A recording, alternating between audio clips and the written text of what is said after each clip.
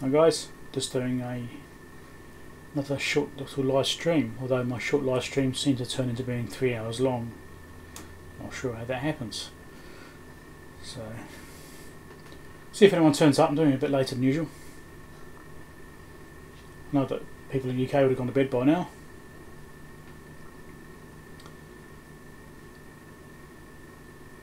Let's give it a couple of minutes, see if anyone turns up.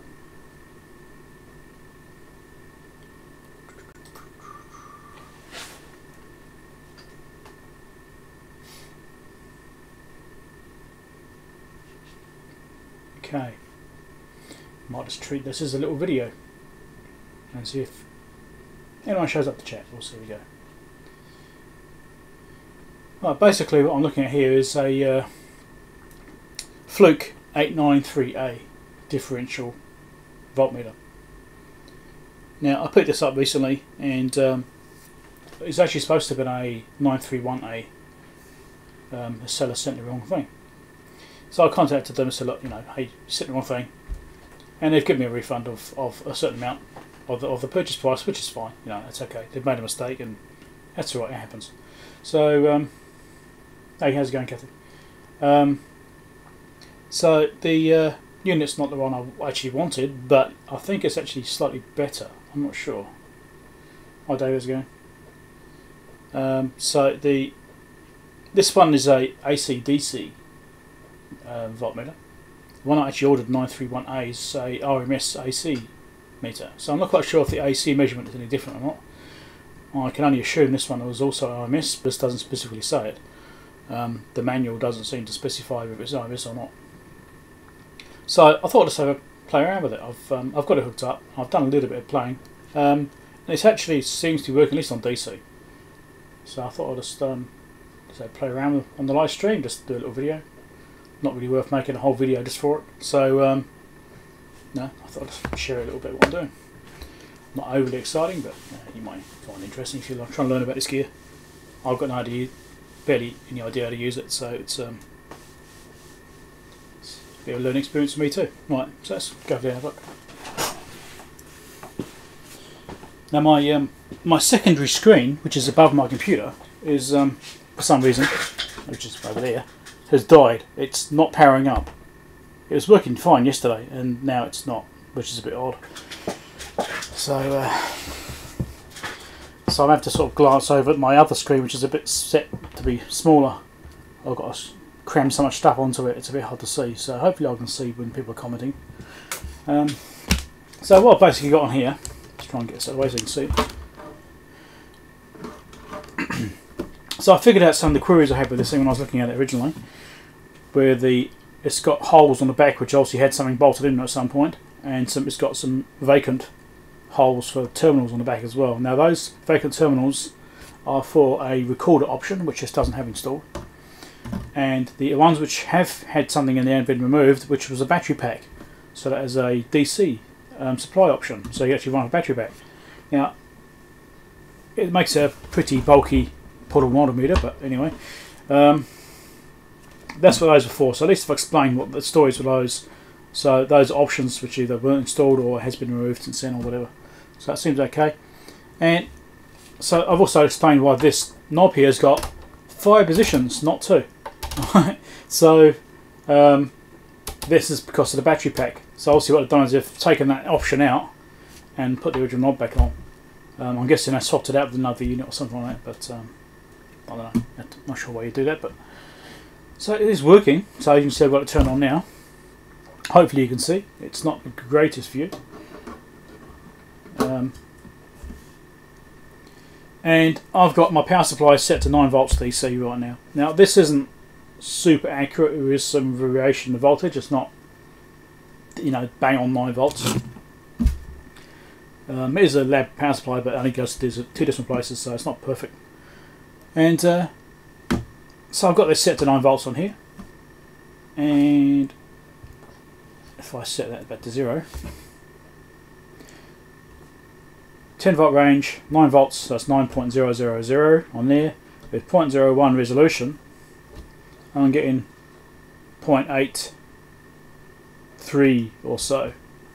Alright, so that's 9.000083 or something like that.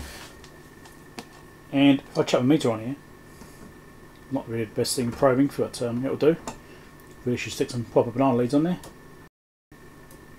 I don't know how well you can see that, but I'm getting 9.004. Alright, so yeah, I don't know, is it right? Maybe. Maybe it is 0.4. Maybe it is 0.4. Anyway, let's wind this up. It's pretty close in the playing around I've been doing, so that's now on 0.3. 0.4 there.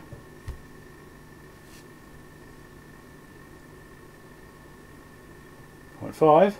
So there is a difference between what this meter is seeing and this, but accuracy is not that far out. That's 0.8 there, so that's about 0.86 if I go to the next resolution round.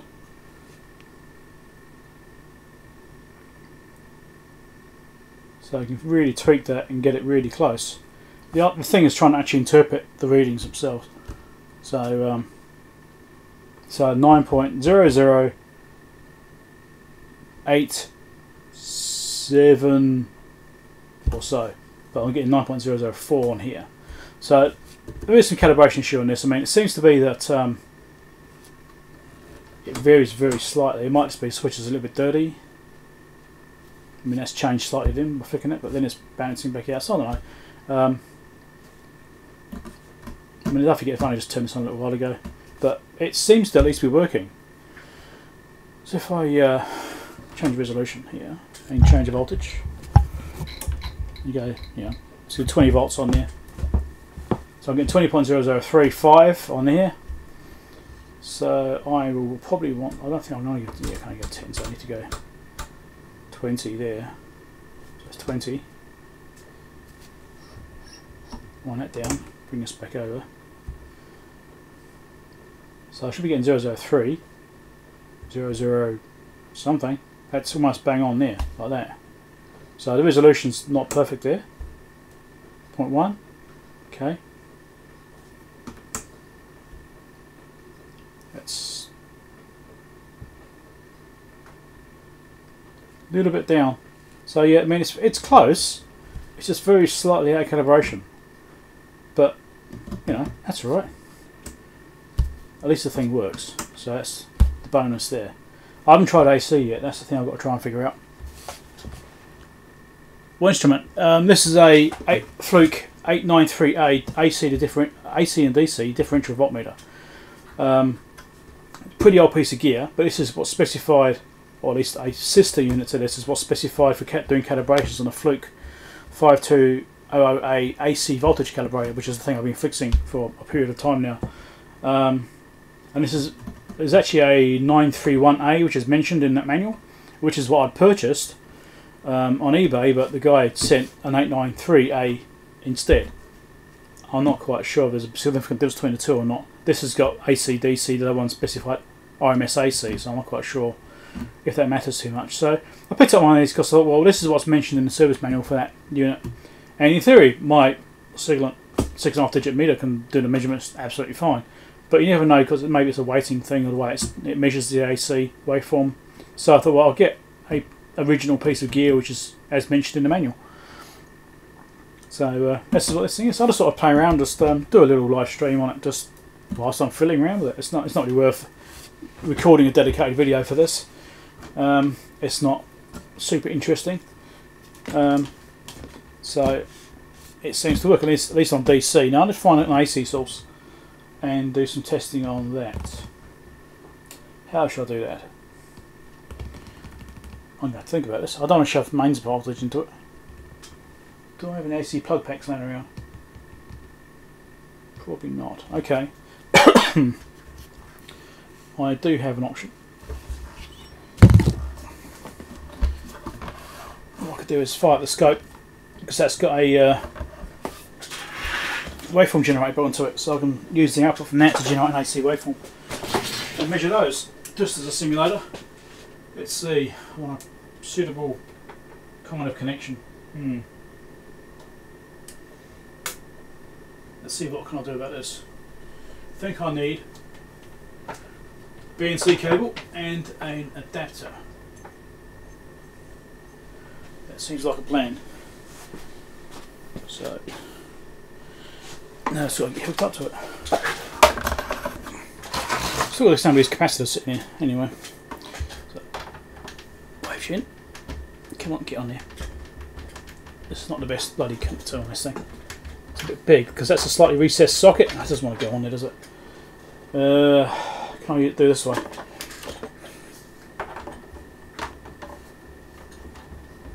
Yeah, T adapter, it works. That'll do. It's not super accurate, but good enough. And then I need an adapter, which I just have to find as well. Hold on.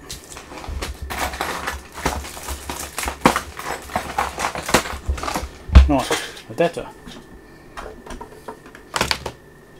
Let's just turn this off.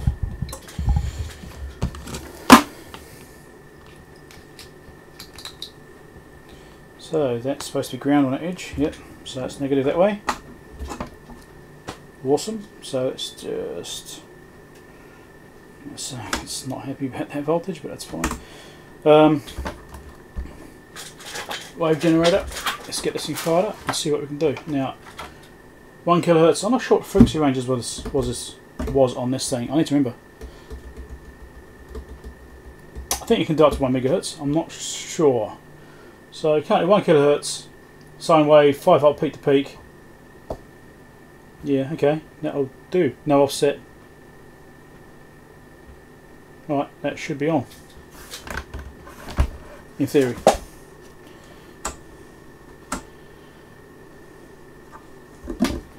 Now, is it AC?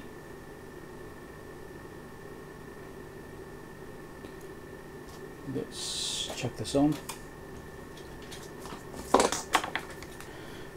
Sorry guys, this isn't going to be a particularly exciting live stream, I'm afraid, but is that even running? I rarely ever use this wave gen on this thing. It should be on. It should be running.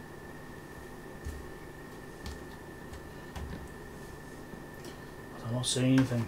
What am I doing wrong here? That should be going.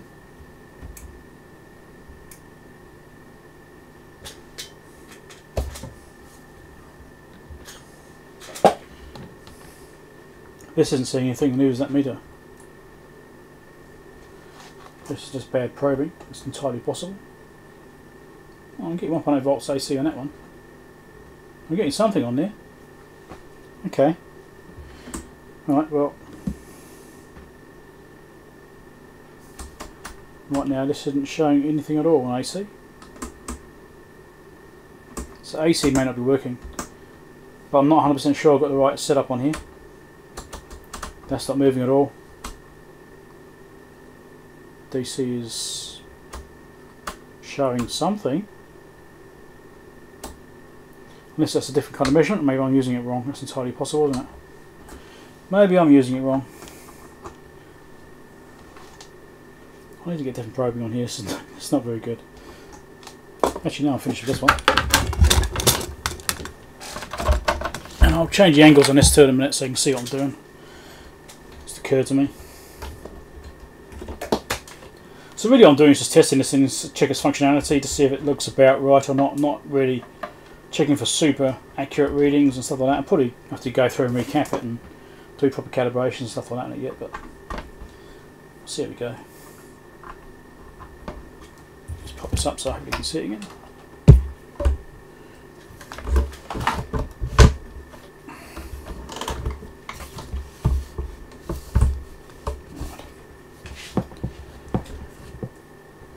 Okay, so 1.8 volts AC I'm getting there. How was it? That's doing peak to peak. Can I change that to RMS? No, it doesn't allow me to do that. It just says peak to peak. Okay. So let's see. That is not working the way I'd expect it to.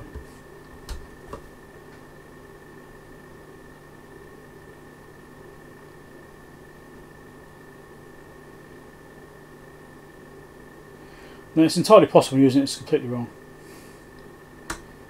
But I would have thought that if I'm on a 10 volt range with a 1 volt tolerance per division,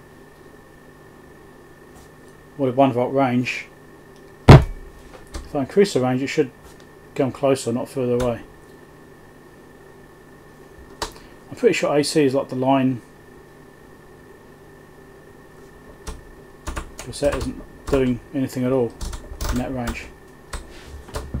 I might have to read the manual on this.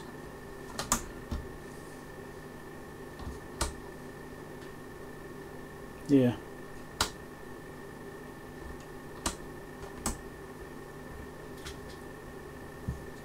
Don't know. Suspicious the AC side's not working. DC is definitely working. This is just to open up some questions for me, isn't it? So it's reading right now about 0.93, which is kind of half of what I'm getting there. And on that side, I'm getting about the same.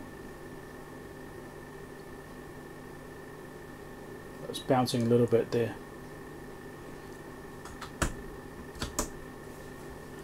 So if you've got plus and minus, then you'll think then that you add those together, that's about right. You know, it's close. So I don't know, maybe it is working. Maybe it's just my interpretation of the way it's supposed to work is a bit off. And if I sit it there,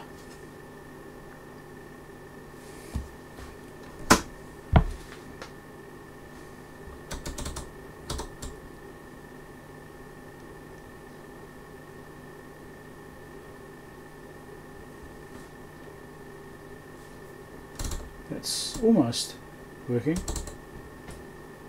Or is it?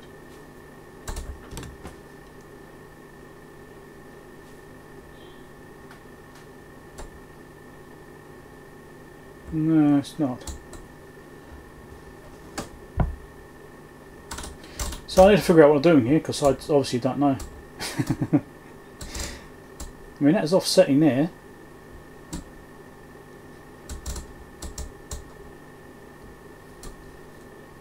It is doing something.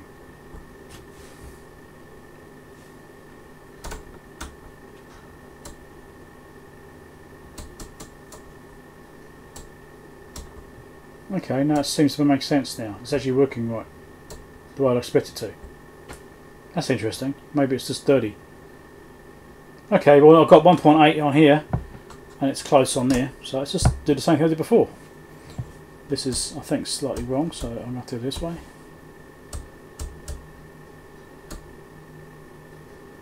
.77. So 1.83. So,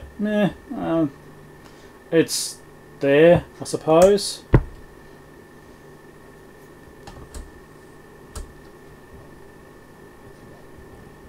So based on that accuracy there, it's at 1.7734. So that's a bit different to what's on there. So that's a little bit interesting. Out of the two, I'd trust that one more, to be honest. Because obviously this hasn't been calibrated in who knows how many years. Actually, I'm going to take a pretty good guess. On the side here, it's got a calibration sticker, 1989. So that's probably the most recent calibration, is 1989. Anyway, so that's quite a while ago. Hi Brian, how's it going? Okay, so that's, I mean, it's kind of working. Let's try a different frequency and see what effect that has to it. Let's just move that out of the way a bit so I can actually get to control, so that'll be good.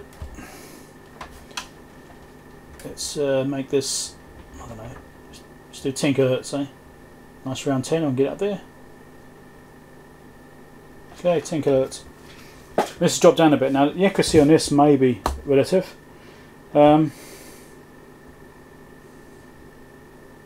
Is that going to help at all? Probably not.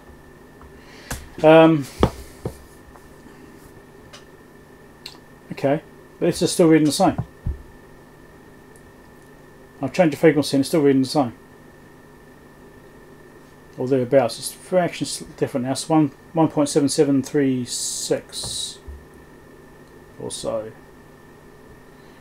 So it's changed very slightly. So it's actually changed less than this has. So I don't know. Now these use a special resistor network and stuff in them. I actually haven't read the proper theory on this thing yet. Look inside, it's fairly simple, but I need to actually read the theory. I think it's to do with heating elements and things like that as well. So it's got smoothing, and so it allows for waveforms, averages it out. But so let's just look at this one again. Let's change the frequency again. Oh god, that's not what I want. Go back. Right, let's go 100 kilohertz. Now this has dropped right off. Is it just purely because it's filtering? So this has dropped right off at 100 kilohertz. This is still working. Now this has changed slightly now. So this is saying 1.76 point 1.768 or so. So yeah, that's alright. Well, I'll actually think about this aspect here. Is that purely resolution of the meter, or is that actually affecting this decimal placement? I should probably look into that and see how that's actually working. Okay, so 100 kilohertz, this has dropped off, and this one is still fine, which is interesting. So, right, let's give it some more. That's dropped right off now. Okay, so let's do 300 kilohertz. Now, it's supposed to be the limit of my benchmark meter, but as you can see, it's reading rubbish. So, it's not doing it all. So, let's see what we're getting here.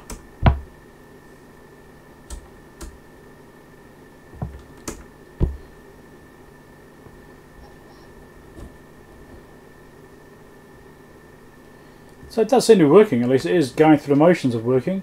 So that's 1.7263. And this is reading nothing. So, go figure. I don't know, that's interesting. Why is this not... come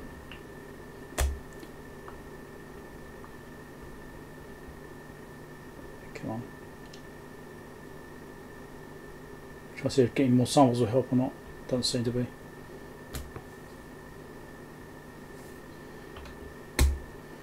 Interesting.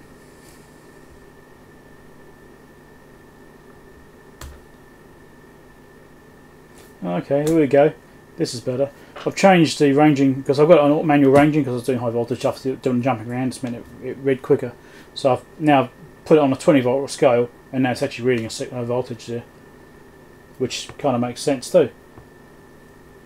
So it's 1.783 it's reading, which is similar to what I was getting before, even at a lower frequency. Okay, but this is 1.72. Alright, let's drop this frequency a bit down.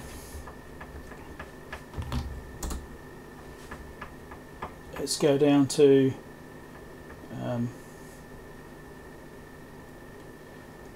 that's too low. That's microhertz, millihertz. No, that's not what I want. Come on, I've gone too far. There we go, hertz. Let's go down to 50 hertz and we'll see how that goes there. Eh? Nice common frequency. So 1.771. All right, that seems fine.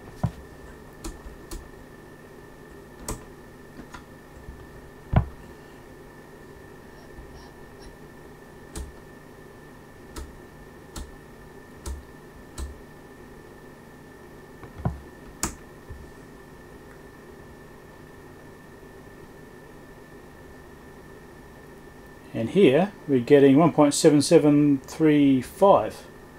So these are close. Cool. Alright, so I'm pretty sure this with a bit of calibration, this thing will probably be fine. I mean, it seems to be working alright. I'll tell you how it's going. So, yeah, anyway. So that's a good thing. At least it seems to be working, and that's the main thing I'm looking at. You know, to see how things are actually going in that regard. And TVM, I'm not quite sure what that stands for, but it seems to be like a full scale reading. It seems to be. I'm not sure. Maybe it's more of like an RMS type thing. I'm not sure, but anyway.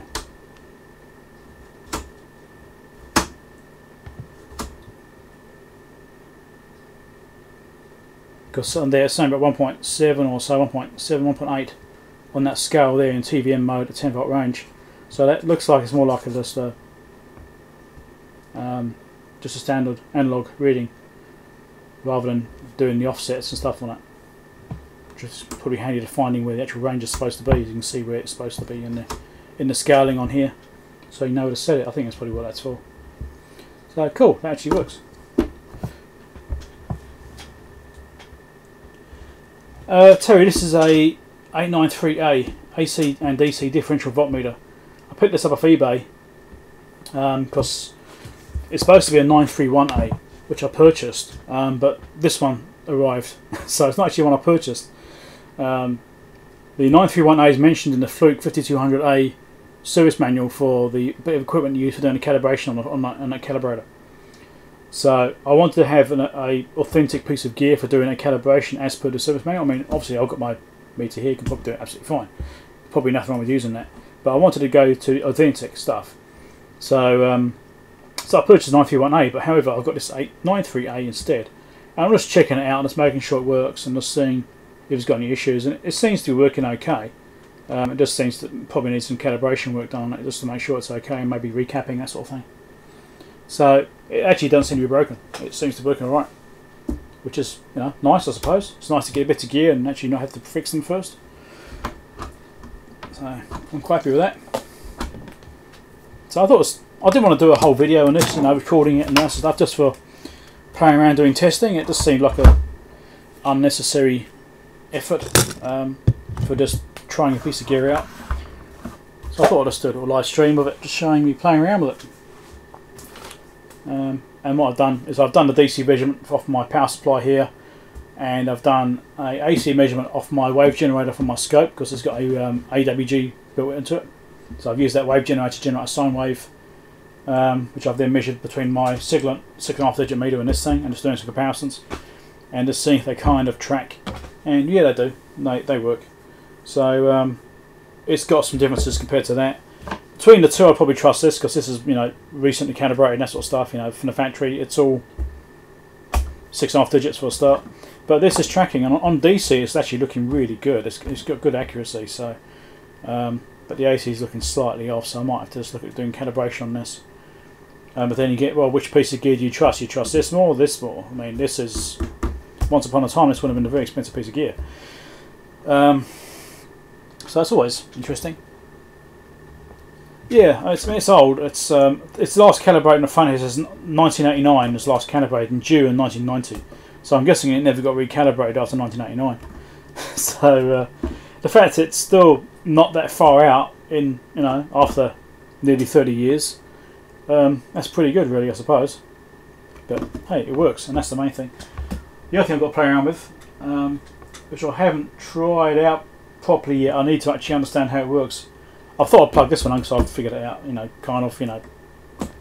It's just a multimeter basically, but a voltmeter. Once you understand how to actually operate it, it's not too bad. But the other piece of gear I've got is a bit more complicated. I've got to figure that one out. I'll show you in a second. I'll get up on the bench.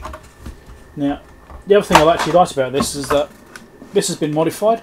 So the original socket on this has been changed. It was like a different kind of proprietary 3-pin plug, and it's been changed to an IEC by someone, which is brilliant, because I saw pictures of this online, and it's got a different socket in there, so this has obviously been replaced by someone at some stage. And so here's the holes where you can see something has been in there. Might be able to see the screw, the indentations maybe. Get the light in it right. So that actually was a mount for a battery pack, and these are options for a recorder output, which looks like never been installed, but that's been taken off. So I think, because it's got a weird thing here on the on the power switch where it's actually got more positions than available. So it's actually got 5 positions on that power switch. Right, and that's to do with the battery pack option. So I think what I've done is I've taken the battery pack out and put the original knob back on again, because it's got like charging options for the battery pack and things like that, and running off the battery pack. So that's that piece. Now, I was actually waiting for some stuff to turn up yesterday, which hasn't arrived, which was the PCBs from JLC PCB for that leakage tester project I'm doing. So I was expecting them to arrive yesterday. They've been in the country since Sunday and not here yet. So it takes a day to get them from China or wherever they've been made, a day to get into the country, and it's taken me, what, 3 days to get to my house, which is just ridiculous. Considering the airport is only an hour's drive away. Anyway, go figure. So this is the other piece of gear, which I have kind of shown before. I did do a bit on this. I think I've recorded some video on this, pulling it apart and giving it a little bit of a once over. I haven't released that yet. I've still got to finish working on it, but it's got a couple of little issues. It had a 1.35 volt mercury battery inside it, which have been outlawed for many years.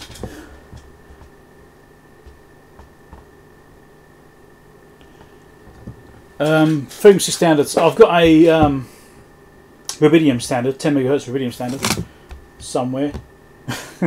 It's oh, I know it is. Yes, it's put in boxes. I can't know where it is. It's on a shelf in my house, which is not back together yet. So it's still up on the wall in there. But I've got a frequency standard if I need one, which I'll calibrate my frequency counters to. So yes, it's had a 1.35 volt mercury cell in that, D cell. I think it weighed a ton, and it had been leaking. So I've had to take that out. It's actually damaged the battery connector it was in and stuff like that. So it's I need to do some work on repairing that battery holder. I'll have to replace it somehow. But trying to get hold of a 1.35 volt battery is going to be interesting.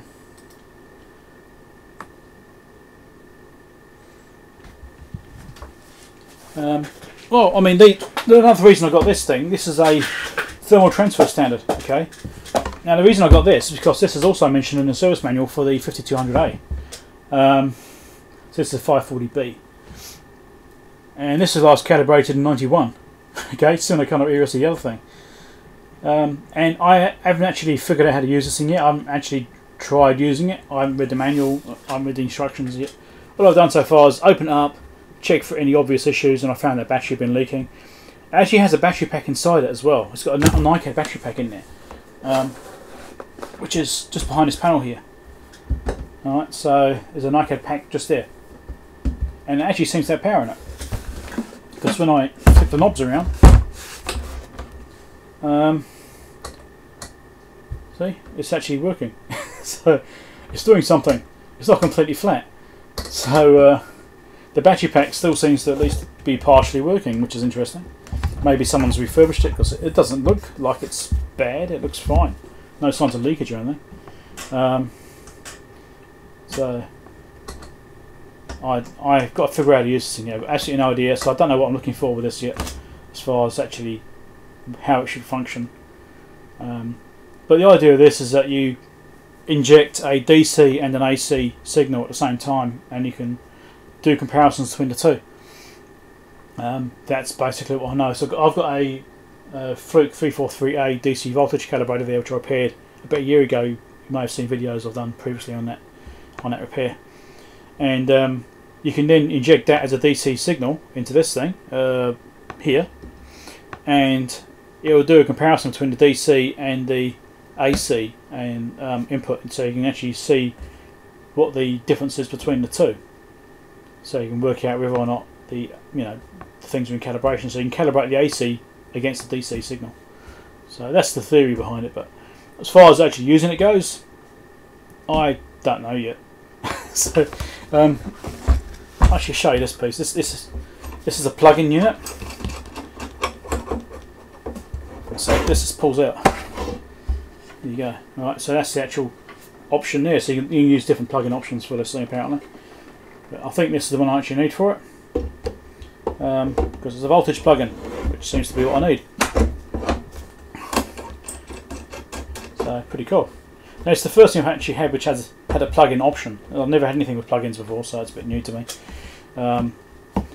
So although it's an ancient piece of gear, it's new to me. So yeah, this will be something else to play with. So it does need to work on it, I think. So definitely because of the battery pack being stuffed, I need to look at that, because that battery is used as a reference for something. Because apparently the Mercury battery is it's set at 1.35 volts, basically until it's flat. It will set at that voltage the entire time. Apparently they're really stable voltage output, even as they go flat. The voltage stays the same. So that is what the benefit of the Mercury batteries were, but they've been outlawed many years ago because of the fact that they got mercury in them, so they've been banned. And I don't think you can actually get them anymore. I've had a little look around and I can't see them. So I'm probably going to have to figure out an alternative way of dealing with that. I may have to tap off one of the internal supplies and put my own little voltage reference in there, which is doing 1.35 volts, and do something like that to replace that battery. It's something to do with the galvanometer or something like that. I don't know. I need to really get my head around this piece of gear. I've been doing so many things at once recently that I haven't actually got stuck into everything as I should have done, you know. So, but yeah, I mean, it looks okay. It's got like a screw missing from under here. There's a screw missing from there from the bottom panel, but that's not a big deal. I just have to replace that. It's right. I mean, it seems to be mostly okay. It's not too badly damaged. It's got, you know, a little bit of residue from stickers and stuff like that as you get, you know. But it looks okay. There's a little bit of broken knob here, you know, but you get that kind of thing. That looks fairly new, recently broken actually. It's fairly clean. It's not yellow. It's not that long ago it's been broken, which is a bit of a shame. But who knows? It may even happen in shipping. Who knows? I didn't see any bits though. So yeah, that'd be something to work on. But the reason I got these is again because of the 5200A, which I'm working on, and I wanted to have the authentic test gear, which is mentioned in the manual for servicing that calibrator.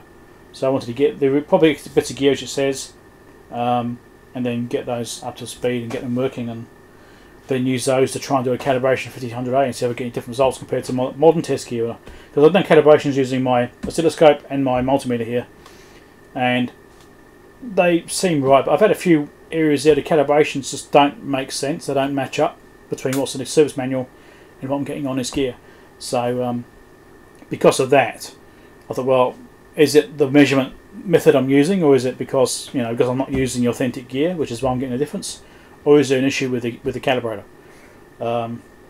So once I've got these things confirmed as being okay and calibrated themselves and working, then I can go back to that calibrator calibration and see if I get the same results again using the gear which is designed to work with. So that's the plan anyway. So let's step out of the way so I can sit back down on my chair.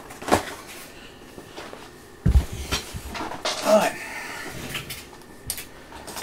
So it's enough waffling. How long have I been waffling for now? 38 minutes. Okay. These short videos, they don't seem to stay short at all. They keep going forever, it seems. So,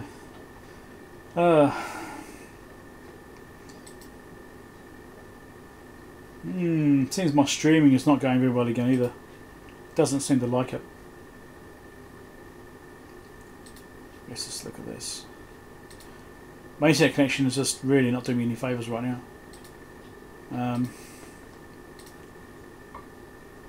What is this set to? I've got it set to 720 as well. I've got to reduce the resolution to try and help it. Oh, well, let's reduce the bitrate a bit more.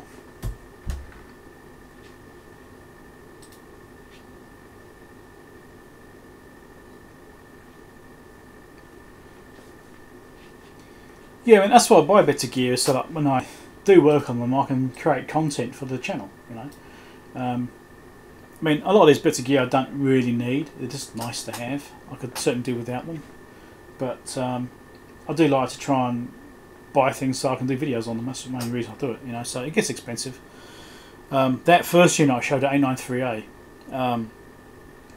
So as I said, that was a mistake by the seller there. They listed a 931A and they sent me an 8938, and I've been in touch with them, and they've actually refunded me a fair amount, probably half the cost of the purchase price, as compensation for the mistake, which is fine, which is great, you know. So it seems to do the same kind of thing. Whether it's exactly the same, I don't know yet, but it seems to do the same kind of jobs. The 931A is listed as an OMS AC voltmeter, whereas this just says AC DC voltmeter. So I don't know whether it's doing OMS measurements. I think I'll probably about figure that out in time anyway. But I'm just hoping I don't end up having to buy a 931A anyway. The only thing is, also I bought a 931A service manual, so I've got a hard copy of the 931A manual. I think I've got that one, and electronic copies as well. So I've now had to start searching for the 893A manuals. So I found the electronic version. I've purchased an electronic version as well, which is from Artec Manuals, who do really nice manuals. They scan them in high resolution, so really good quality. So I'll get one of those as well from them, and I now sort of try and find a hard copy manual as well. I like to try and have hard copies as well of everything if I can. So yeah, I just like to have that sort of stuff. You never know, you're going to need it. It's sometimes really nice to have a manual set there to read through it. So relying on looking at a computer screen where it's not always as clear and not so easy to flick through and things like that. So, but yeah, so that's the plan, is to get these two bits of gear up and going, and then continue on with the 5200A Fluke. That calibrator which is sitting just down here next to me. So where I'm at with that is that it's got noise on the output, which I'm believing is being generated by the oscillator circuitry, because the oscillator frequency is jumping, and when it jumps, the voltage jumps exactly the same time. So because the voltage is generated from the oscillator, I believe that's the root cause of the oscillator is jumping. Why the oscillator is jumping, I don't know yet. And it's only below about 200 Hz or so when it starts to do it quite badly. It's when it really shows up. I think it is doing it very slightly in high frequencies, not above that, but not much higher. But then it seems to be a case of the frequency is high enough to mask it, so it doesn't show up as much. It's not as severe. But anything below 200 Hz is really showing it quite badly. So I need to dig into that, but I kind of had a bit of a rest from it and move on to some other things, and I've got a few projects on the go, as you can see. So I'll take a bit of a break from that and come back to it again. That'd be nice to get done eventually. I do want to get it going. I also got this Valhalla sitting here, which you may have seen. I've got videos started on that one. Haven't really done much. And then it's also an AC calibrator. The difference between that one and the Fluke is that this one will do over 1000 volts. The Fluke won't without the add-on unit, which is bigger than this calibrator. And I think it weighs about 50% more, 150% more than this piece. This is heavy. So the Valhalla can do it. But that's not working above about 300 volts. It drops out, it goes back to standby, so the Valhalla's got a fault. So they'll be doing videos on that as well, getting that going. So yeah, I think that's pretty much all the waffling I need to do right now. Anyone got anything you want to ask, or questions, or comments, suggestions, anything like that? I'm open to hearing people's opinions. I noticed I did released a video last night of a review I did for a microphone, a BY MM1 or something I think it was, and it's had really poor response. It's incredible. It's like one of the worst response videos I've ever had. It's surprising. So that caught me by surprise. It's normally I get probably, I don't know, 1% ratio of thumbs down, 10% thumbs up, around about that changes a little bit, but around about those ratios. And I've had about 10% thumbs down, about 5% thumbs up. And a very low view count so far. It's only like 80 views so far, something like that, which is about half to a quarter of what I would have expected this time, after that view time. So it's not been doing very well, which is quite surprising. So it hasn't been received very well, which is interesting. Obviously, not many people are interested in microphones, or maybe they didn't like the way I'd done it. That's also possible, because I recorded it all, then I realised actually it is very directional and the audio was not very good at all.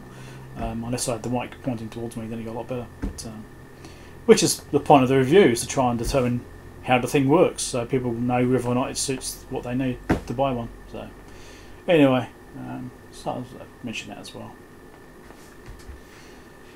So anyone got anything to say? It's all very quiet there in the chat.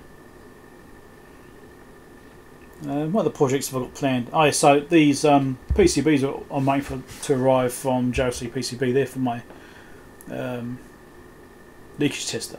So I covered that yesterday, and I did a bit of live stream yesterday. I mentioned it in there.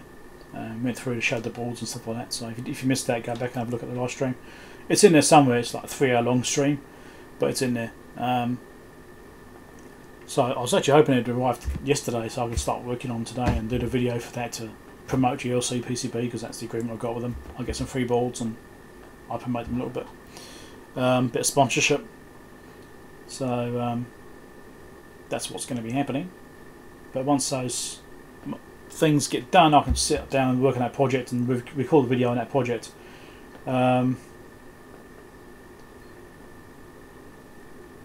so the plan for that is then to try and, if it works okay and it's alright, then I'll probably release the Gerbers and stuff like that, and make it publicly available. Make it out there, probably chuck on GitHub or maybe a website or something like that. But I have to prove it works first. And the risky thing with that is, because it is high voltage, it's potentially 500 volts DC or so. It's going to be on the board, so that makes me a little bit nervous about making it available, because people might accidentally kill themselves trying to do the project, and that's not a good thing. So that's not a concern. So I get the old one, which isn't great. The rest make up for it, so I wouldn't worry. Cool. I'm glad that's someone's opinion. It bothers me, I get a video which isn't well received. I don't like that. I want all my videos to be received as well as possible. I want to try and make good content. But yeah, I understand it's not to everyone's taste. And I'll do mailbag videos. Some people don't like the mailbag videos. Some don't like the review videos. Some don't like the electronics videos. Because everyone's subscribe for different reasons. I think the majority of people have got the electronic side of things. But so when I do something a bit different, then it may not go down so well. Because I try and keep a bit of variety on the channel. It's not just one subject all the time. I like to try and mix it up a little bit. RF type repairs for us hams. Well, yeah, I've got a whole bunch of CBs which I need to fix. Now, I think I mentioned it yesterday. I don't know if you were here. When my house got flooded, I had a whole bunch of radios in boxes, which I was going to do videos on repairs and upgrades and just refurbishment, because they've been sitting around for a while. Or some of the conversions as well to local frequencies, and I was going to convert them and then sell them on, that kind of thing. And now I got wrecked in the flood. So, underwater, completely underwater in salt water. So I've got about, I think radios were about 7 or 8 radios, something like that, which are probably no good, but I'm going to try and fix them. We'll see how we go. The meters will be stuffed, but that's fine. I've got brand new meters, so I can replace the meters, things like that. So I'm going to see how those go. They may be no good, but I'll try them one by one and see if I have any luck. Because as soon as the flood happened, as soon as I realised that they got wet, I flushed them all out with fresh water and that kind of thing, and then alcohol to try and displace the water, to try and rescue them. So they may be okay, they may not. Problem is, it gets trapped inside inductors and stuff like that inside the metal cans, and it could gradually corrode away those and cause problems. And so I'm not expecting much from them, but it's possible I'll be able to fix them. I've got some radios which I've actually got half done. Like I've got a couple of HR2510 repairs which are done, or half done. I got stuck. I was having problems with the RF section, one of them, where it kept on, as it was warming up, it would gradually short out. Even though I've gone through and removed all the glue and that sort of stuff that's in there, which is a common problem. And it'd be working okay, but as it warms up, it'll start, the current going into the unit will just start shooting up. The amps will go up a lot, and then the power will drop off at the same time. And I'll replace the final, replace the driver. It's not those. So I've got to figure out what's going on there. I haven't been able to pin it down yet. I've replaced all the capacitors, ceramic capacitors, replaced all those. So something is wrong in there somewhere. I haven't pinned it down yet. And I've got a few other little radio things I've done too. Like I've got the project which I've kind of done, which is the Arduino PLL replacement unit. What do I call it? EP. What do I call it? EP3 was it? I can't call it now. I gave it a name.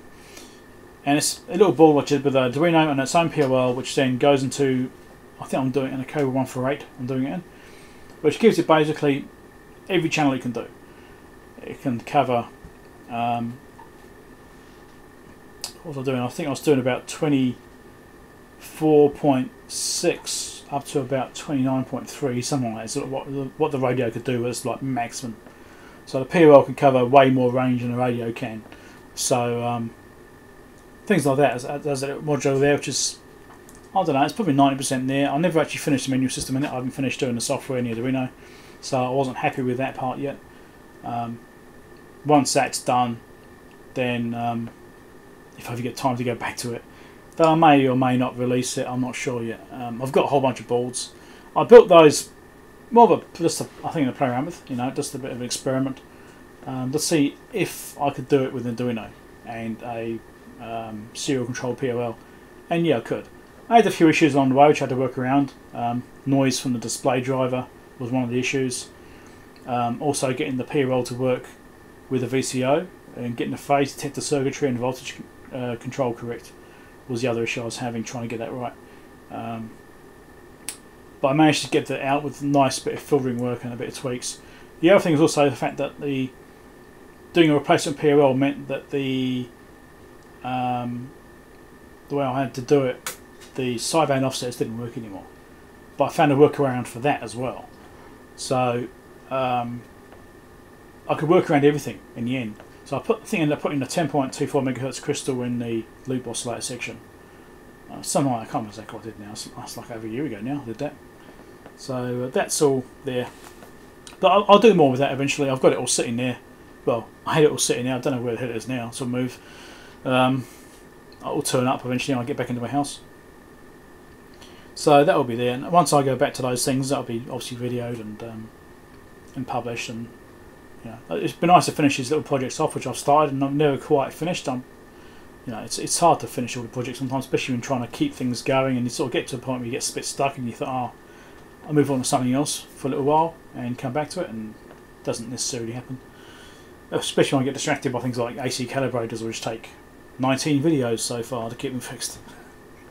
So things like that don't help.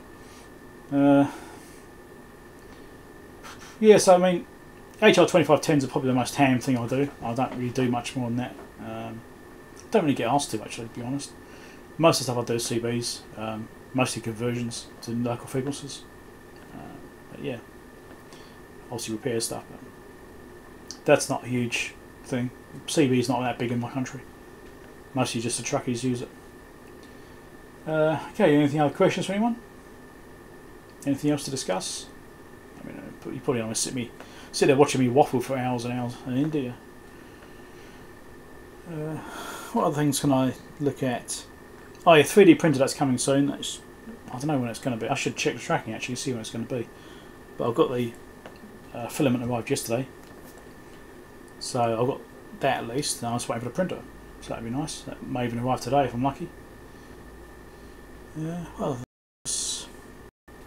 I ordered a couple of handles for that fake Heiko, the 951 FX951 I've got there. Now, one handle arrived yesterday in the mailbag, so I already put that on and tried that out. We'll see if it's any better or not, I don't know yet. It's a different kind of handle. And then there's a couple on eBay I saw, which one's an aluminium handle, and the other one's looks like a bit of PCB, but it looks like it's got decent contacts, the actual bits which connect against the. I'll show you what I mean. The bits that actually can connect against the actual rings on the shaft here, right? So the ground and the thermocouple and the actual heating element connections. So the contacts actually look quite nice on that one, even though it's made from bits of PCB. So the issue I'm having with the handle that came with that is that the connectors in it are really bad. They're really weak. They're too soft and they just bend and stay bent. So I'm trying different handles because the actual soldering iron control unit itself seems fine, the handle's what's letting it down. So if we can find a nice handle for it, then it'd be worthwhile, you know. Testing virus stuff using spectrum analyzers, etc. Yeah, I've got a old HP spectrum analyzer, and it's an 8590C, I think it is, something like that. It works, but it drifts around a lot, so it makes it a bit hard to use. It's got a very long warm time. I basically have to have the thing on for like an hour or two before I go to use it. So it drifts around a lot, which makes it a bit of a pain to use. So, as far as like things like container tunings, I don't do any of that stuff. Network analyzer kind of work, that kind of thing. I don't do any of that. But spectrum analyzers only really. I've done a lot of it on the on their project I do for that Arduino PRL unit. I showed a lot of the spectrum analyzer stuff in there when I was trying to figure out the noise sources and how to eliminate noise sources. So I showed the spectrum effects of the noise in the phase detector and VCO circuit, so you could see the instead of having a nice spike for the waveform for the frequency, is spread out and lots of noise spikes and really broad. I showed that kind of thing in there, that one, to demonstrate the effects of noise in the VCO. And how it is affecting the purity of the signal. So, but being a really old spectrum analyzer which drifts around all over the place, it's not easy to use. So I'm actually really tempted to buy a new one. I can probably get a good price from a local dealer, because I was for Siglent. I've dealt with quite a bit for the reviews and things like that. So I can get, I'm sure I can get a decent price for one, but it's the price. They're not cheap to buy, even if you get a discount. It's not cheap to buy. So as much as I'd like one, I'm hanging out and hoping that one day Siglent or Roland Swartz or someone like that will give me one to keep for my channel. It's possible. It could happen. It might just be a case of getting big enough to get. So I might be able to save myself, $2,000 or $3,000 on buying one if I be donated one. So that's what I'm hanging out for. It might happen.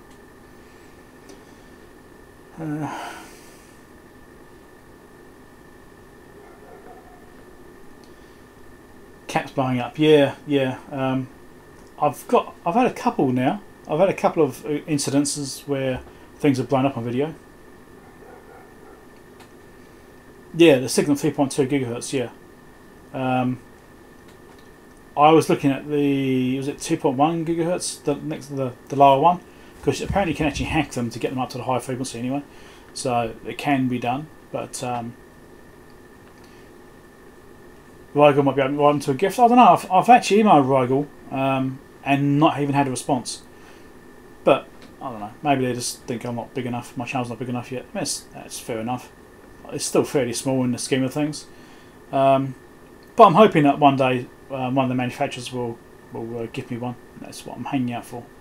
Because I don't really want that big expense. Because it's something I'd used a lot. If I used it, on a daily basis or even once a month, it'd be worthwhile to me to buy one. But because my radio work is so sporadic, I don't tend to have a huge demand for it. So I might only use it a couple of times a year. So it's hard to justify that expense in that way, So which is why I'm hoping that someone will give me one, and then I can just use it as possible, and maybe even find uses for it that way. So yeah, I mean, when I purchased the HP unit I've got now, that was replacing another unit which I had, which was far worse. So the HP I've got now is a huge step up to what I did have. That was, what did I pay for that?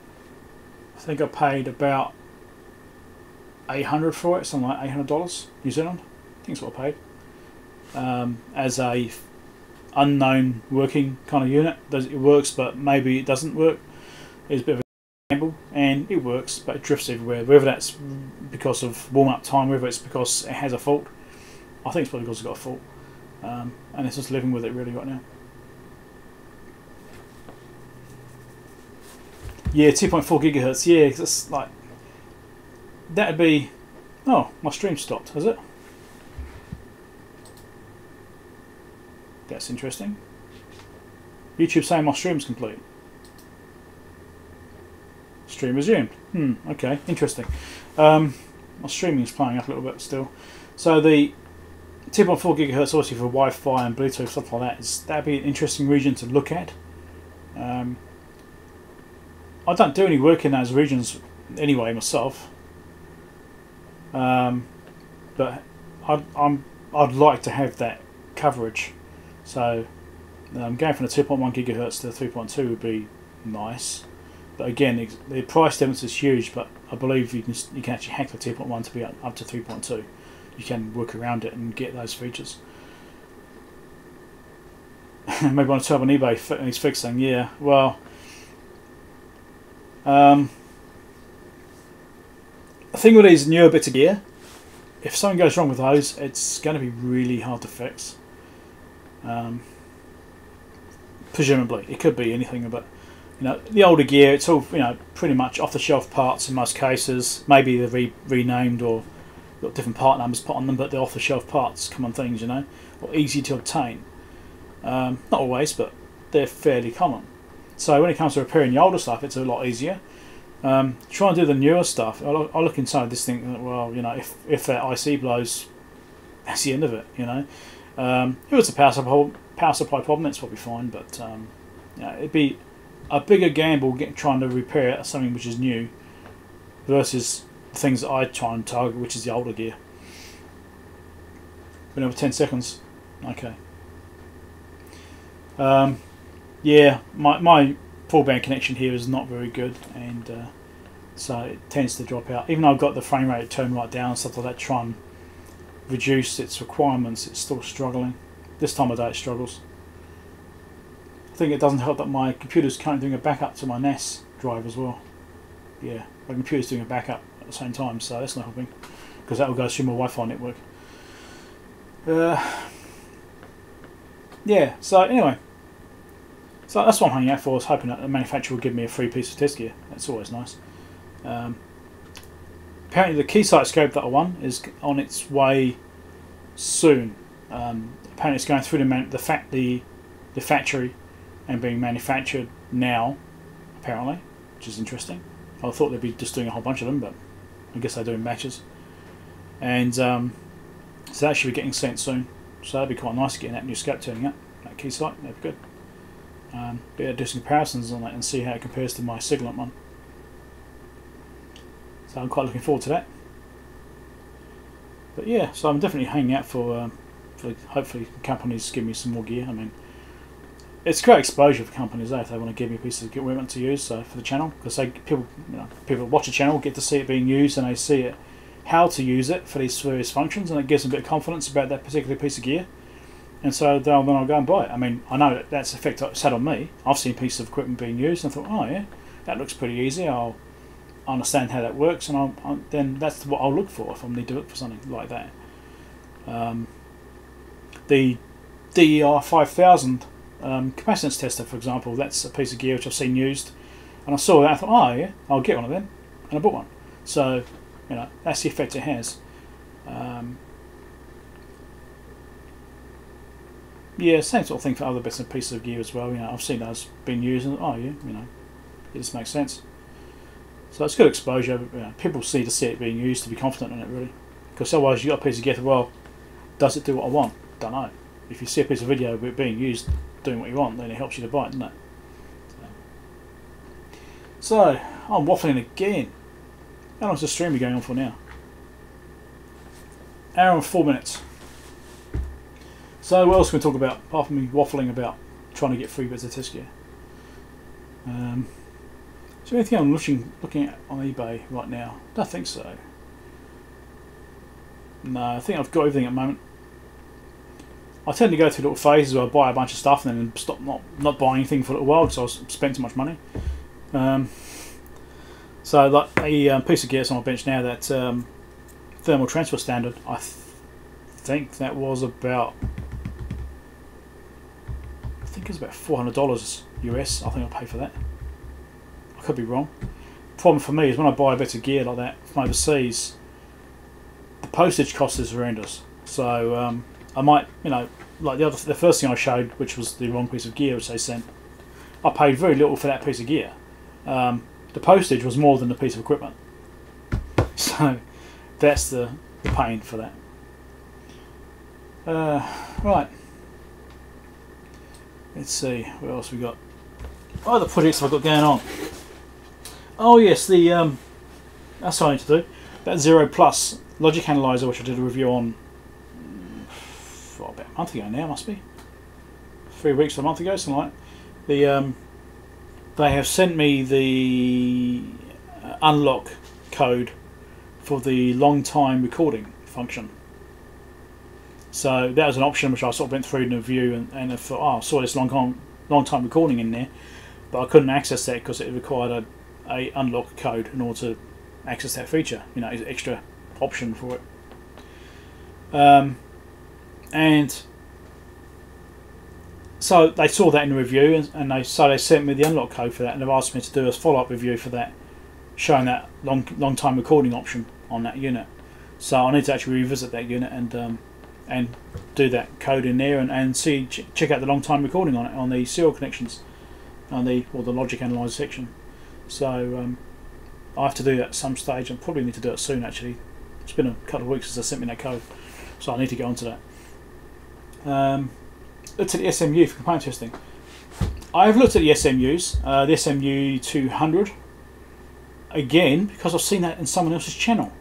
Now I saw TRX Bench. He got one recently at the CMU 200, and that made me start looking at them because I thought, oh, okay, he's using it for that. It looks like it's suitable for that kind of work. You know, because obviously designed for cell phone and stuff like that, you know, cellular networks and GSM. Well, do they do the lower HF stuff? You know, which is what we need. And I can see from the TRX Bench videos that yes, it does. But I think it depends what options are installed. So that's the bit I'm looking at, is trying to determine what options it needs to actually function. So that makes it a tempting piece of gear for me to buy. I've been looking at them. I've got them saved as a search on eBay. But the prices are up there. You know, you're talking like $1,000 US, pretty much guaranteed for anything. And then you got to check out and make sure which options they've got. And I did look into it a little bit. I'm not quite sure offhand which options it needed now, or whether the default functions. I think most of its default functions were okay actually. I think there's one option it needed. I can't remember which one it was now. I did look into it. I think I noted it down somewhere actually.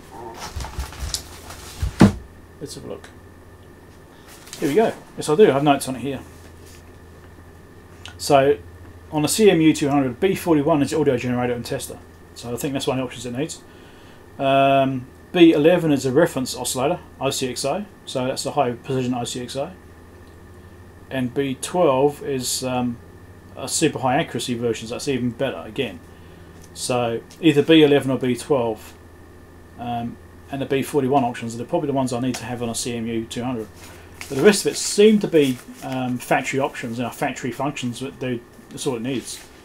From what I could tell, I probably need to get out of God, I've forgotten his name. TRX Bench guy. I've forgotten his name. I hate that.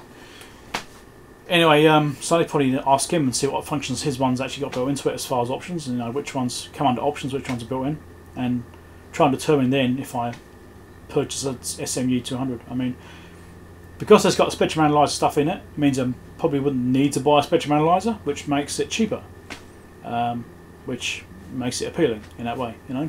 But then if you've got a spectrum analyzer, you can use that for all sorts of other functions too. Not necessarily just RF testing, you can do other things. So, you know, like not necessarily restricted to what the SMU can possibly measure. Okay, what else have we got to talk about? Oh, thermal cameras, that's something. Kind of. Oh, it's not. Yeah, I suppose. I've got this old thermal camera here. Well, it's not that old. It's one of the first videos I did actually. It's one of the early ones on this unit here. Of me repairing it because I purchased it and it worked for a short time. And it would just the screen would go white and it would stop working. I ended up tracing it back to a tantalum capacitor which we installed backwards, which is shorting out the power supply inside it. So yeah, I did videos on this early on. It's one of my very early videos. This is back when I was trying to repair a Fluke. What was it?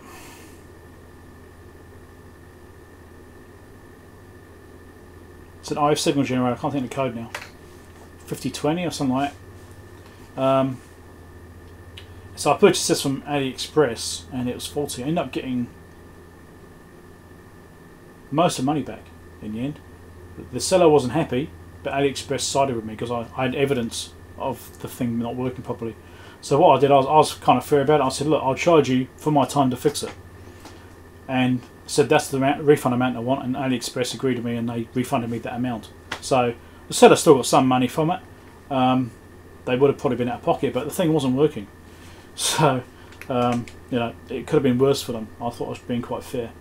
But so this thing here, it still goes right now. It still works fine. But what reminded me of sort of sitting with Venture is that I've actually emailed Fluke, and was it Fluke or no Fleur? I've emailed Fleur to ask them about their units to see if they'd send me one, and no response, unfortunately.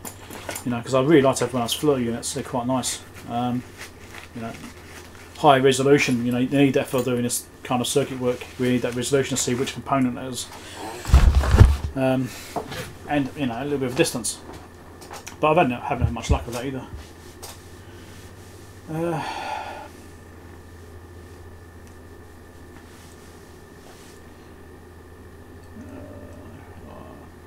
trying to understand what you see. The SMU I refer to our source measurement unit, allowing voltage versus current sourcing and measuring in all 4 quadrants.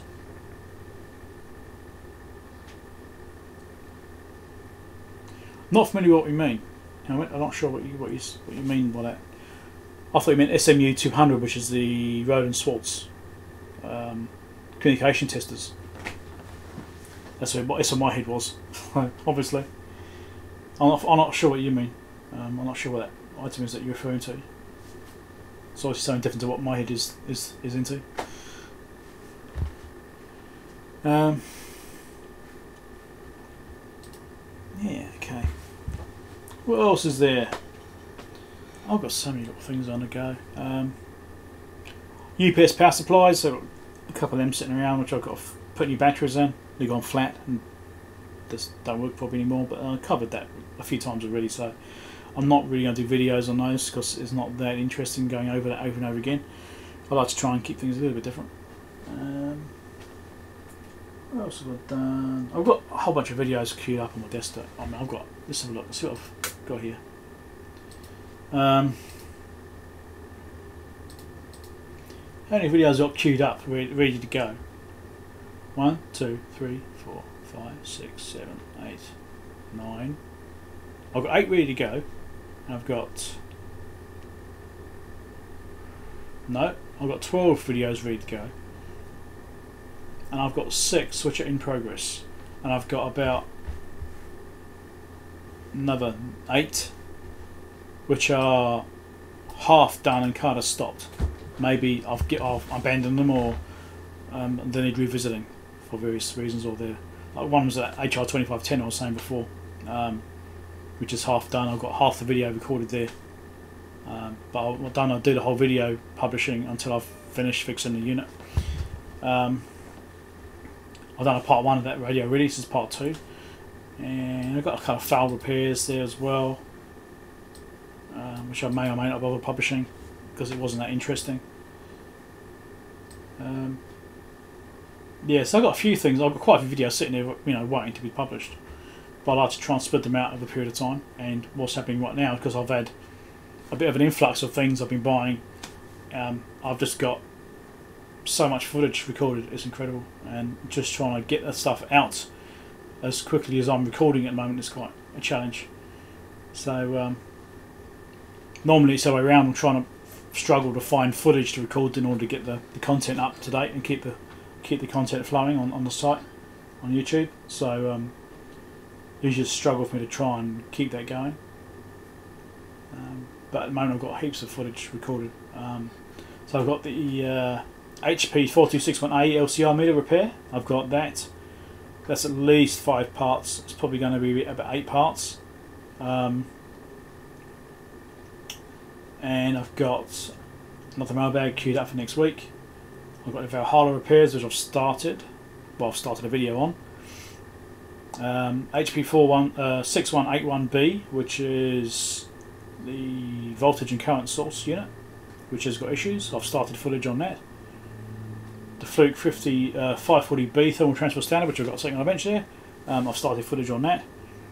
The leakage tester project, I've started footage on that.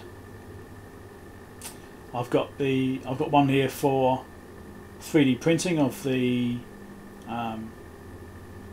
levers for the PCBs on the 4261A, where I cover those broke, and I've also got this 3D printer that's coming. And once I actually get that, I'll be doing videos on making those parts to replace the ones which are broken. I've got a couple other ones here, which are a bit of a little bit different. I've got one here, an example of how not being able to trust your multimeter. Now this one, I've got some filler videos. I've got them sitting to one side so I can use those as fillers at some point when I need to slot something else in. But one of them's an example of my multimeter here. One of my my handheld multimeters. It's a Digitech one I got from J-Cars years ago. Had a lot of use, and the battery was almost flat, but not quite. So the meter still worked, unless you measured AC, in which case it didn't work. It told you there's no voltage, which I thought was quite a dangerous situation. So I did a little bit of video on that, just highlighting that you know, to watch out for that kind of thing. I got one as well on a hopper loader controller, which is a bit of a oddball thing for me to be doing. It's actually because of a work device which they believe was faulty, and I said, well, give it to me, I'll go and take it home and check it out, and they did. And so I did a little investigation on that and did a big diagnostics work and just tested it and confirmed actually no, it's fine, it works alright. I've got a MacBook Pro repair as well, doing some repairs on that, and I've got like screen replacement and stuff like that on it. And I've got a Heathkit decade resistance box refurbishment. That wasn't particularly exciting. It's just a bit of a clean up and lubrication, that sort of stuff. So a few little videos. I've got a whole bunch of stuff just like just queued up here. I'll just need to try and get them out. Right.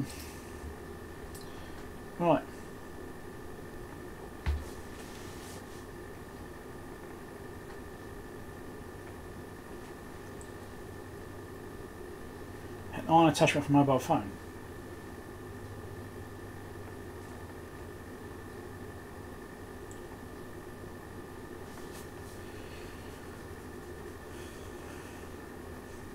I'm not sure what you mean by an iron attachment for mobile phone.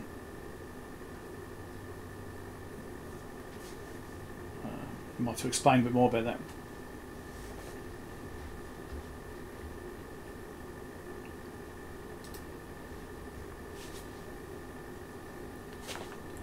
I mean, there's all sorts of interesting gear out there. You look at eBay or similar sites even. Like eBay is certainly the probably the most prevalent one for finding bits of old test gear. And there's just so much stuff there. It's like you read through it and think, well, yeah, I could buy that, but do I need it?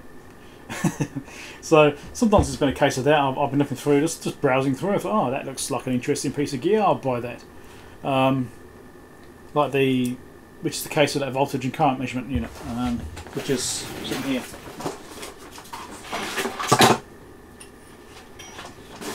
Right, so this thing here is what I'm referring to. I'll get it to focus, that'd be great. Alright, so that was a browsing purchase. I was just browsing around eBay, I saw that sitting there, I thought, that looks interesting. Little current source unit. So it does have issues and I need to fix it. So, you know, that'll be. I've done a little bit of. I think I did a bit of live stream on this thing. Yeah, I think I did some live streaming on that as well, and I've recorded some video for it as well. But yeah, so that'll be a little interesting one. It doesn't work properly. It kind of works, but not right. It's doesn't cover the full voltage range and full current range and stuff like that. So. It needs a big overhaul. It's got some faults. But that's just me browsing around eBay and going, oh, that looks interesting. Ah, Fluke thermal imager. Okay. Oh, okay, now I got you. Fluke attachment for a mobile phone. Now I understand. Yep. Yeah. Oh, okay.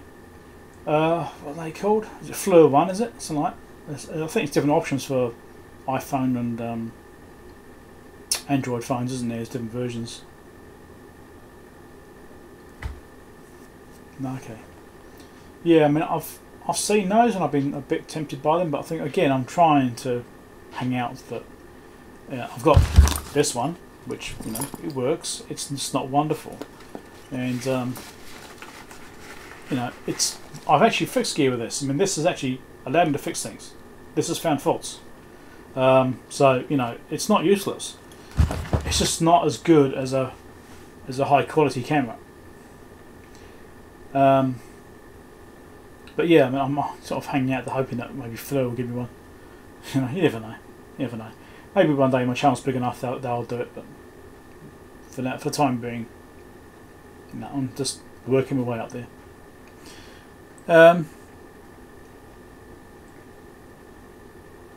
Yeah. So what are your opinions on like the review stuff I'm doing? I want getting these review items, such as that microphone which I did yesterday. It was released 8 hours ago, something like that, wasn't it? So, what are your opinions on those review videos I'm doing? I mean, do you mind them if they're, as long as they're relevant? I'm guessing if they're relevant, it's fine. But if they're a little bit different, such as that microphone, which doesn't apply to that many people, is that something you just find irritating, or is it something which is acceptable? As knowing that hey, it's just one thing which is useful to me, for example. In this case, that's something which is useful to me. I got that microphone because I thought, well, that's a mic I could use when I'm recording on a bench to direct that at me when I'm recording and cut out the noise from like fan noise and things like that from bits of gear I'm working on, or children running around making noise and screaming and crap like that. So, which is why I requested that item to do a review on, because usually they'll send me the thing, hey, pick something and we'll send it to you. And so I'll go through and pick something which I think is relevant. So if it's not something which you're interested in, you can probably blame me for that because it's probably my fault. An example of something which I didn't actually request, which got sent to me, was that TS100 iron. Although it was appropriate, that was actually suggested to me by Banggood. And I think people have shown interest in it. It's been okay, and it's been interesting. Just another thing there sitting on the bench, ready to go. I mean, I've got it sitting right there. And I have been using it from time to time. When playing with that fake Heiko, I'm just trying to get the grips with that, whether it's worth keeping it or not.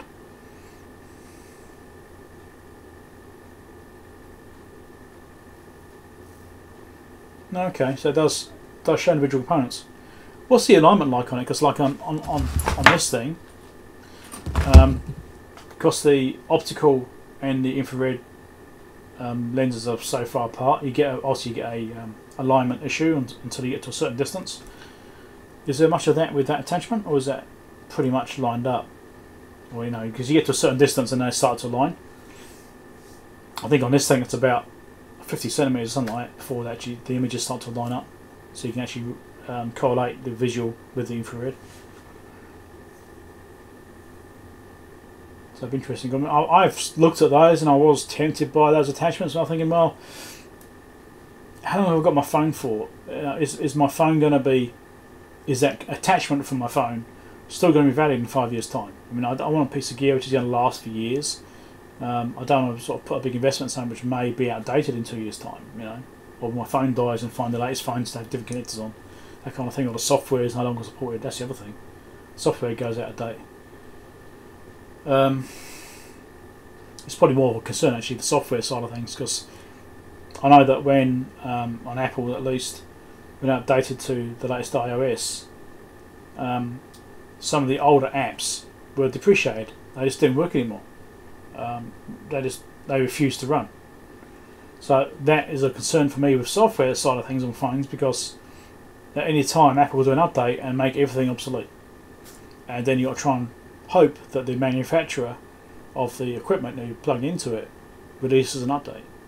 I mean, there's bits of software on that phone which I was using, and they haven't been updated. There's been an update for them, some manufacturers just stopped supporting them, that's it, it's gone. So that's one of my concerns with using phone stuff. You know, I like things to be standalone. That's my preference. Even like computer-based stuff, I don't like computer-based stuff like computer-based logic analyzers. I'm not overly keen on. Obviously, the one which I've given for review, which is brilliant because that's a very comprehensive piece of gear. But I'm aware that one day that system won't be supported anymore, and that'll be obsolete. That'll be it, gone, unless the manufacturer releases new software.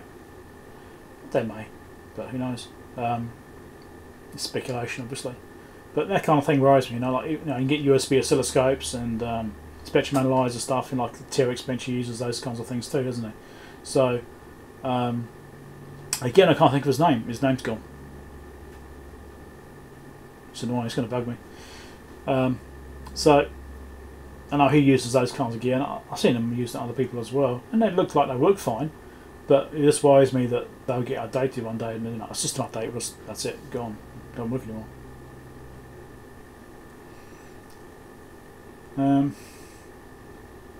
Okay, so I've been waffling now for nearly an hour and a half. I'm starting to think I should probably stop and go and do something else. I'm sure I've got things I need to do.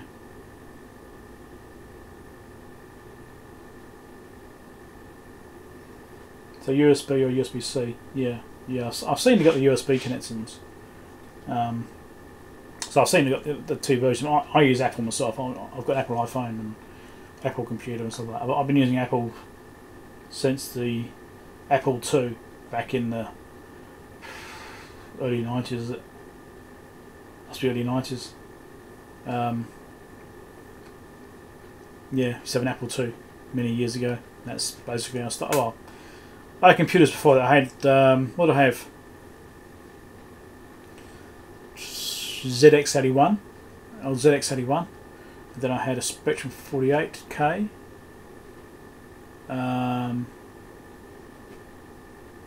Yeah, and I started off with those, and then I ended up going to the Apple stuff after that.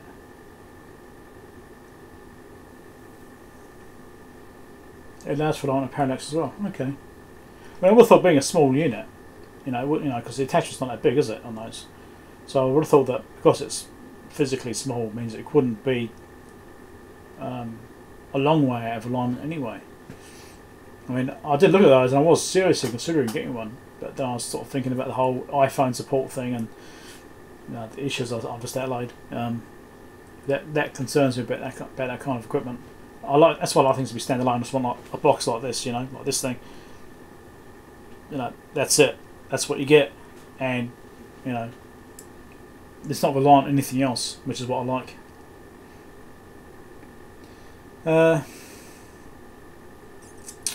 Okay, well I think I'm going to wrap this up. I could certainly use another drink, although it's getting a bit dry. So thanks for dropping by and having a bit of a chat and stuff like that, and hopefully you found it a little bit interesting what I'm doing, as usual. I'm hoping. And just, a bit of a tinker around. This I'm going to have to play with and just get my head around. Actually, read the manual. Read the manual's always good. So I guess it's a man thing, isn't it? Don't read the manual. Play around with it and go ugh until it works. So I'll play around with that and figure it out, hopefully, and then see if it works as well.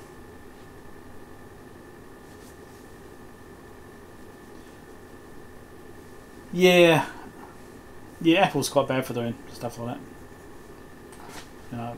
It's a shame. It used to be like when I did the old update from Mac OS, when I went to Mac OS to Mac OS X, OS to OS X, which is the current system. There was that transition there. There's a completely different basis, where it's been from the Apple-based system to a Linux or Unix, a Unix-based system in the back end, and that transition there was a bit harsh, but even though now they're still doing those kinds of transitions, some reason I don't understand why.